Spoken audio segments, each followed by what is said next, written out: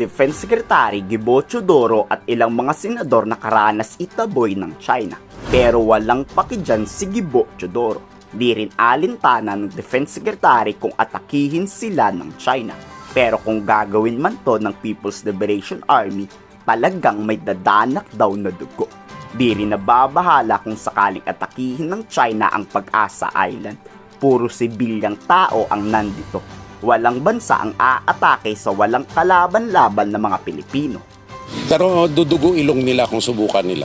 Sa tingin ko po safe sila because no right-thinking nation will attack civilians. Kailangan po ng mga future generations ng Pilipino ang mga resources dito sa West Philippine Sea.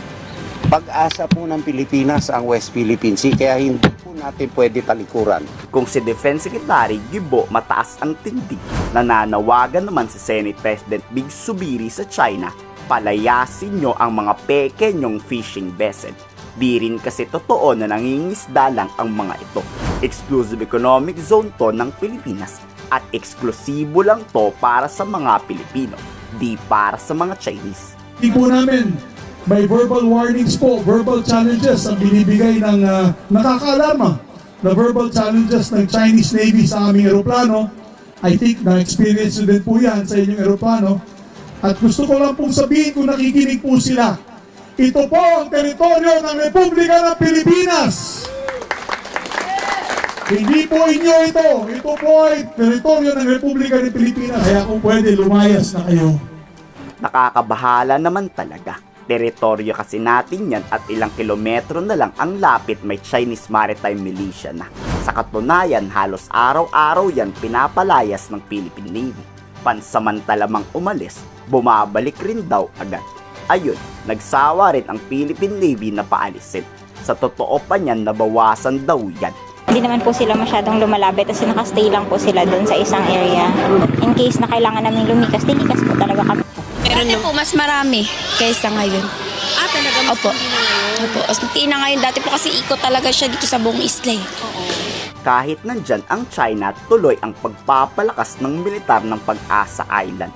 Pero kung talagang may malasakit ang Senado sa Pilipinas, dapat madaliin na ang pagbili ng fighter jet ng Air Force. Di puro pagkukundi na lang, dapat meron ding aksyon.